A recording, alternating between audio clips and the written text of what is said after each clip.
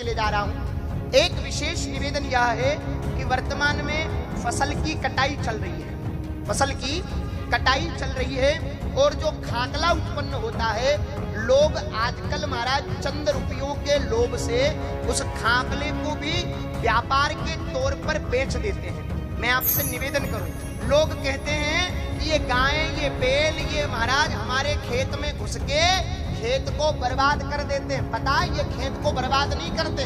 आप लोगों ने गायों की गोचर भूमि पर अतिक्रमण कर लिया, आपने गायों के चारे पर अतिक्रमण कर लिया। चारे की विधि शास्त्रीय प्रमाण की विधि में आपको बताऊं कि धरती से जो अनाज उत्पन्न होता है ना महाराज, 4 उंगल ऊपर से काटा जाता है। कितने उंगल ऊपर से काटना चाहिए? 4 उंगल ऊपर से, क्योंकि भीतर की जो जड़ और वो 4 उंगल जो चारा है ना महाराज, वो धरती के भाग का है। और चारे की डंठल से तो महाराज दाने की बाली से 2 इंच नीचे तक, केवल जो ऊपर की बाली जो होती है ना महाराज, उससे 2 इंच नीचे तक उस पर मनुष्य का अधिकार होता है। बाकी जितना भी खाकला जो चारा उत्पन्न होता है, उस चारे पर गौ माता का अधिकार होता है। अगर हम गौ माता का अधिकार खाएंगे तो हम कभी भी सुखी नहीं रह सकते। हमारे दुखी होने का कारण यह है कि हमने गौ माता का हक खाना प्रारंभ कर दिया।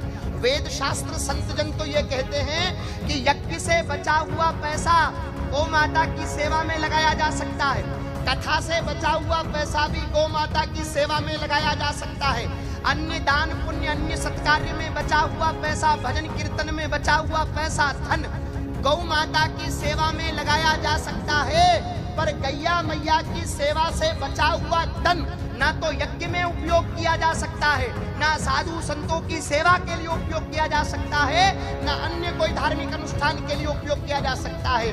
गौ माता की सेवा से बचे हुए धन का उपयोग केवल और केवल गौ माता की सेवा में ही हो सकता है।